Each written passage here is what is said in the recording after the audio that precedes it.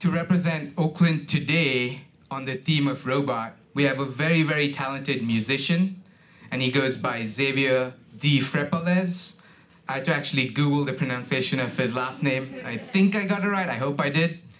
But he's more commonly known as Fantastic Negrito. He most recently won the NPR's Tiny Desk Concert Award, the first place.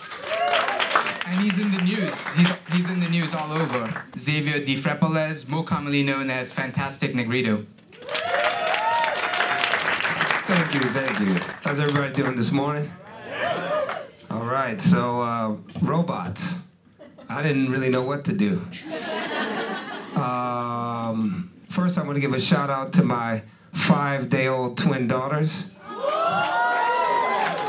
And they're kind of like robots. They poop, they go to sleep, and then they poop, and they go to sleep again. So anyway, shout out to them. And so let's just start talking about robots. So how does robots relate to my life? And I had to start thinking about growing up here. I moved to Oakland in 1980 with my parents. I spent the 70s, yeah, I'm pretty old. I look good for my age. I spent the 70s on the East Coast. I got here, I was about 11 years old. And it was a city of triumph, tragedy, everything happened here. There we go, that's Oakland. Oaktown, right? Right. So we moved here, it was like culture shock to me. I'd grown up in the whitest town ever till I was 11 years old on the East Coast. In the Berkshires. Who's heard of the Berkshires? Oh, yeah. I was born in the Berkshires. It's crazy. They're coming from here right to East Oakland. Very strange. So, the sideshows. I got introduced to the sideshows at Eastmont Mall. Who knows about the sideshow? Beautiful, beautiful thing. And Oakland was a vibrant city, full of art, full of culture, full of some violence. It was just a special place. The Bay Area was a special place. I didn't know I was going to become a robot, but I did.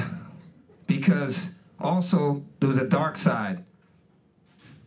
At Berkeley High, I'll never forget, the kid that I'd grown up with is still my best friend, pulled me aside in the hallway and said, yo, check this out, check this out. And he counted out $3,000 to me, and I'd never seen $300. And he said, man, they got this new shit. It's called crack, man. People are going crazy. So I remember coming back home to the neighborhood and I just saw people walking fast, like adults that I had respected. I was like, where are they going? It's this thing called crack, and there was all this money. So it turned all of us young, African-American young men into robots. And we were set out to destroy our own community. We didn't know it at the time. But that's what we were doing, all in the name of the American dream. The American dream was so far away from us, you know what I mean? But this new wealth, man, was an opportunity to get money, to have cars, to have women, to have houses, and all at a very young age. And so that's the first thing that came to my mind. It's like, man, we were like robots, killing each other, whatever we could do to just get our hands on money. We used to buy that powder cocaine from the white boys, and we used to go to 32nd and San Pablo. We used to make crack. We'd sell it in our community. So we were robots. That was my first day. There's me right there. We used to drive down to LA, pick up keys, come back. This is a trip to LA. This dude is famous. Most high-speed chases, never been caught by the police. Serious. I did, but he didn't. Yeah. So anyway, there I go. Thug life, I was obsessed with materialism, obsessed with the American dream. It turned me into a robot. And to this day, I I played a part in tearing apart my own community. And crack the echoes of crack are still there. I don't know if anybody could relate to how terrible this drug was. because we'd sell it to the people that were 10 years older than us. And I thought about robots again, because these people had survived all the progressive movements that were destroyed, Black Panther and so on and forth, and they were like, wow, this crack is amazing. The best feeling I've ever had. And so they were robots. So we were all robots in our own community. Sorry if this is a little downer for y'all, but I can only be honest, that's how I thought about it for my life. Everybody's experience is different. Okay. Ooh. So I was a hustler. I was a hustler. I knew that three masked gunmen ended my career and let me go. So I cleaned my act up and I went to LA. I said, I'm gonna be a star. That's what I'm gonna be. Fuck selling crack, and I don't want to kill nobody, because I had to get back at these people and I didn't want to do it. So I left my crew, cleaned up, went to LA. They said, are you crazy? I was like, maybe, but I'm going. So I hitchhiked out of here. It was a long time ago, 90. I was out in East Oakland. I remember the gas station. I went there. I was asking everybody, anybody going to LA? And finally, somebody was going. Boom, I went to LA, came clean. I had some musical talent, but I had more will than talent. And I didn't know that, man, I was about to become a robot again. This time, there he is. This time it was, I got $1 million record deal. Biggest record contract in the history of the music business at that time. Because Prince's managers had discovered me, and I was this crazy, energetic, eclectic dude who could play all these instruments. They thought another Prince, a 6-foot-tall Prince. A little bit taller. So, but again, back to it, I became a robot again, because I just wanted to, I was in this corporate infrastructure, like this capitalist model. Again, there was the capitalism in crack, and here it was in music. And like, you gotta make what we call a hit record. Because they signed me, all these people wanted to sign me, and then when they got me behind the door, man, they sat down in the meeting. It's like, Xavier, you're black. I remember that, I never forgot it. The guy's name was Ted Fields. His name was Ted Fields. He was, Jimmy Iovine was his partner. And they're like, we gave you $1 million and you gotta start acting like a black artist.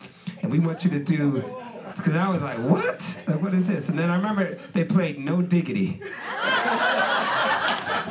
And they're like, man, you gotta make stuff like this.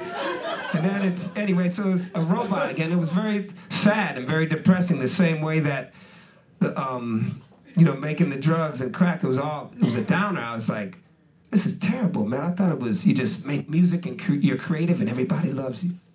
Not at all, man. It was, you became a robot again, man. Chasing this elusive dream. And I was able to meet people like Tupac and Dre, run into people like No Doubt, because I was on Interscope at the time. It was 5 years of my life, and it was a disaster being a robot. So my life moves on to, there it is, Vibe, Source, Billboard. Everybody thought I was great, except for y'all who didn't buy the record. There it is, boom, boom, trying to make a hit. Didn't know how to make one.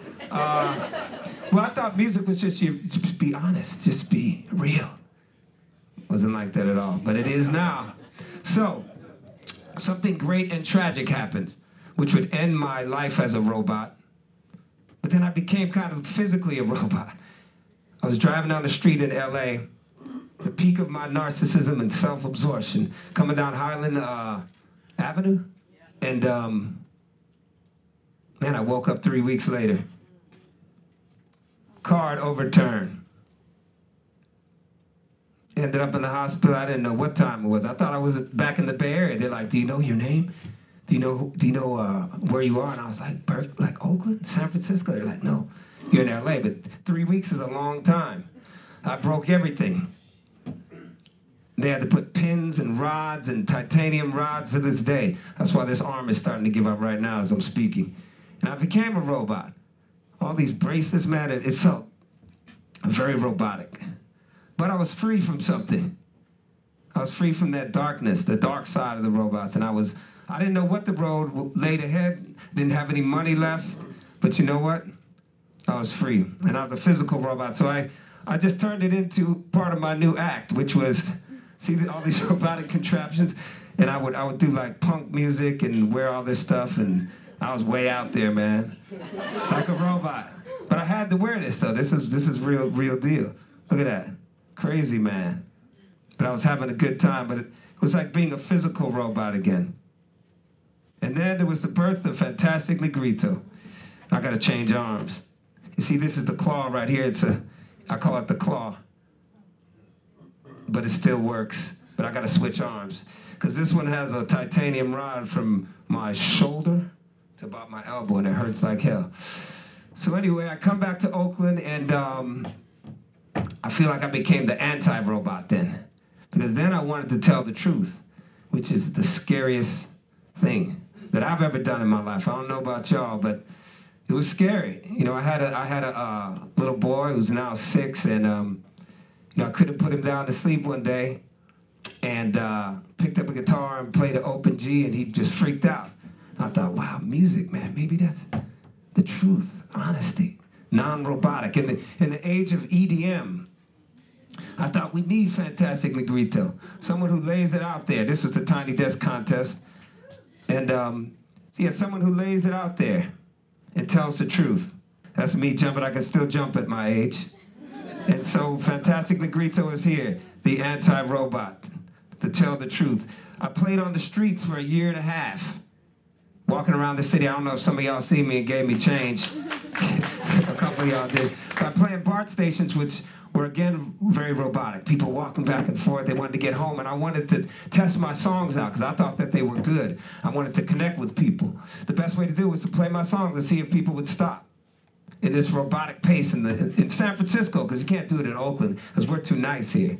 I did it in San Francisco, and it was really told me a lot about the music that I was making, because I could stop people. And man, I remember someone they gave me $100 in Oakland. I was like, okay, we're on to something. $100 tip, all in ones. I was like, see, that dude was going to the strip club. And he was like, no, wait a minute, this music, man, I'm connecting with you. Take this money. I'm not. So anyway, here we are representing Oakland in the Bay Area in Washington, D.C. Tiny Desk performance. What else do we have here? And that's it. Thank you.